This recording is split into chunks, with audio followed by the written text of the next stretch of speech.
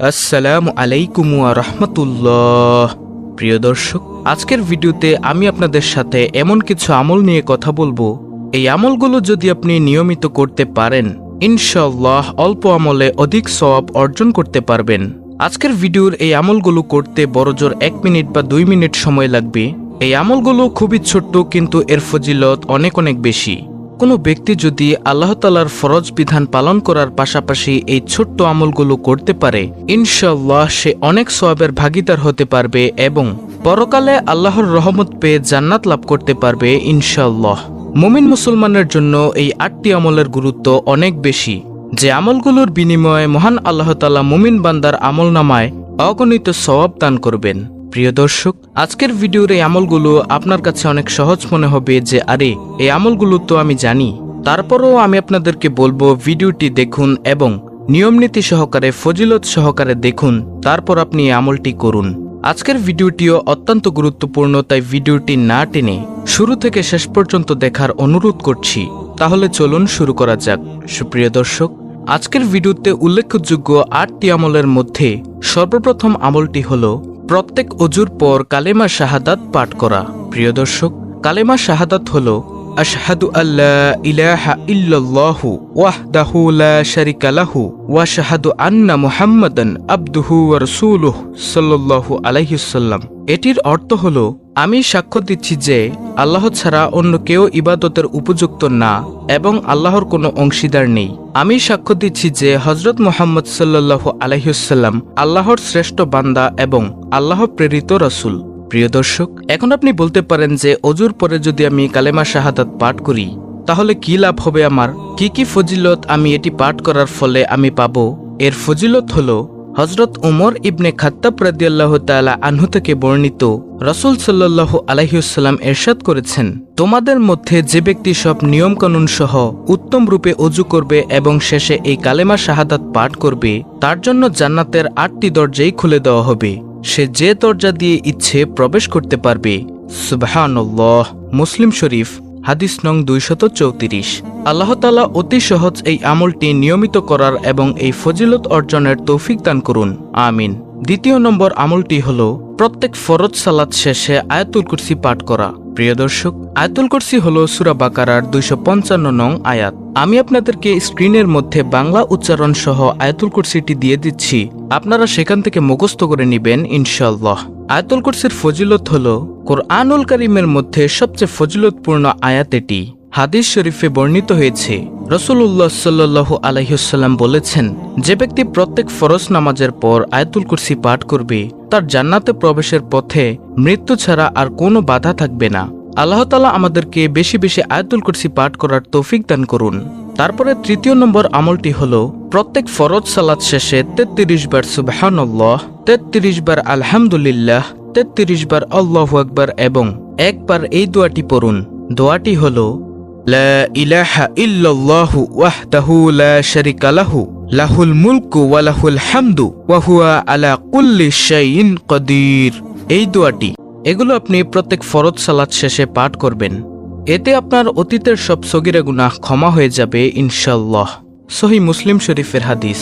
তারপরে চতুর্থ নম্বর আমলটি হলো সকাল সন্ধ্যায় আল্লাহ তাআলার জিকির করা। প্রিয় দর্শক, ইসলামের আলো চ্যানেলের প্রত্যেকটি ভিডিওতে আমি আপনাদেরকে এই একটি আমলের কথা সবচেয়ে বেশি বলে থাকি, আর সেটা হলো জিকির করা। জিকির মানেই হলো আল্লাহ তাআলাকে স্মরণ করা। আপনি যদি জিকির করেন, আল্লাহ তাআলাকে স্মরণ করেন, তাহলে আল্লাহ তাআলাও আপনাকে স্মরণ করবেন। শ্রেষ্ঠ 4টি জিকির হলো সুবহানাল্লাহ, আলহামদুলিল্লাহ, লা ইলাহা ইল্লাল্লাহ, আল্লাহু আকবার। এই জিকিরগুলো হাসরের ময়দানে মিজানের পাল্লাকে অনেক ভারী করে দিবে ইনশাআল্লাহ। জিকিরের মাধ্যমে মানুষের মরা কলব জিন্দা হয়, অন্তরে আল্লাহ তাআলার ভয় জাগ্রত হয়, বান্দা আল্লাহ তাআলার আনুগত্যের প্রতি ঝুঁকে পড়ে। এছাড়াও জিকিরে রয়েছে অসংখ্য ফজিলত, তাই আপনারা বেশি বেশি পরিমাণে শুধু রমজান মাস নয়, সারা বছর সারা জীবন জিকির করতে থাকুন, ইনশাআল্লাহ অনেক অনেক ফায়দা হবে। পঞ্চম নম্বর আমলটি হলো প্রতি রাতে সূরা মুলক পাঠ করা। মানুষকে গুনাহমুক্ত জীবন দানের জন্য কোরআন সুন্নায় অনেক আমলের বর্ণনা দিয়েছেন বিশ্বনবী সাল্লাল্লাহু আলাইহি ওয়াসাল্লাম।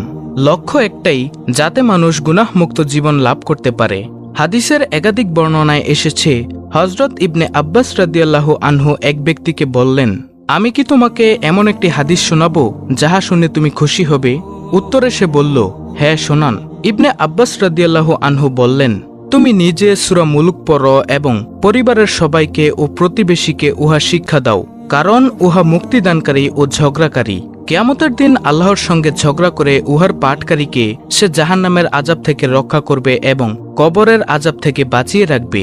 রাসূলুল্লাহ সাল্লাল্লাহু আলাইহি ওয়াসাল্লাম বলেছেন, আমার একান্ত কামনা যে এই সূরাটি আমার প্রত্যেক উম্মতের অন্তরে গেঁথে থাকুক। ইবনে কাসির। আল্লাহ রাব্বুল আলামিন আমাদের সকলকে এই সূরা সহিহ শুদ্ধভাবে পাঠ করার তৌফিক দান করুন, আমিন। তারপরে ৬ষ্ঠ নম্বর আমলটি হল রাসূল সাল্লাল্লাহু আলাইহি ওয়াসাল্লামের উপর সকালে ১০ বার ও সন্ধ্যায় ১০ বার দুরূদ পাঠ করা, যেমন দুরুদে ইব্রাহিম অথবা সবচেয়ে ছোট দুরূদ সাল্লাল্লাহু আলাইহি ওয়াসাল্লাম। এটি পাঠ করলেও দুরূদ আদায় হয়ে যাবে। এছাড়াও বেশি বেশি নবীজির প্রতি দুরূদ পাঠ করা অধিক সওয়াবের কাজ। রাসূল সাল্লাল্লাহু আলাইহি ওয়াসাল্লামের নাম শুনলে দুরূদ পড়া তার প্রতি ভালোবাসার নিদর্শন। রব্বে করিম রাসূলের প্রতি দুরূদ পাঠের নির্দেশ দিয়ে পবিত্র কুরআনে ইরশাদ করেছেন, নিশ্চয়ই আল্লাহ নবীর প্রতি রহমত নাজিল করেন এবং তার ফেরেশতারাও নবীর জন্য রহমতের দোয়া করেন। হে মুমিনরা, তোমরাও নবীর প্রতি রহমতের দোয়া করো এবং তাকে যথাযথভাবে সালাম জানাও। সূরা আহজাব আয়াত নং ৫৬। রাসূলের প্রতি দুরূদ পাঠের ফজিলত সম্পর্কে হাদিসে এসেছে, হযরত আবু হুরায়রা রাদিয়াল্লাহু তাআলা আনহু থেকে বর্ণিত, রাসূল সাল্লাল্লাহু আলাইহি ওয়াসাল্লাম ইরশাদ করেছেন, যে ব্যক্তি আমার প্রতি একবার দুরূদ প্রেরণ করবে, আল্লাহ তাআলা তার উপর ১০ বার রহমত বর্ষণ করবেন।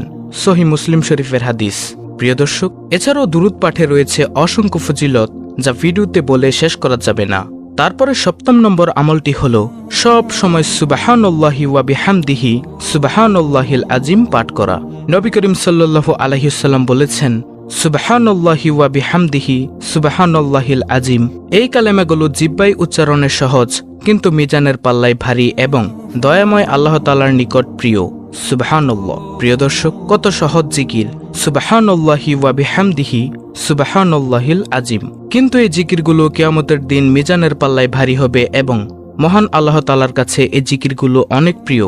তাই আমরা বেশি বেশি এই জিকিরটিও করব ইনশাআল্লাহ, যদি অধিক সওয়াব অর্জন করতে চাই। তারপরে সর্বশেষ ৮ম নম্বর আমলটি হল ইস্তেগফার করা।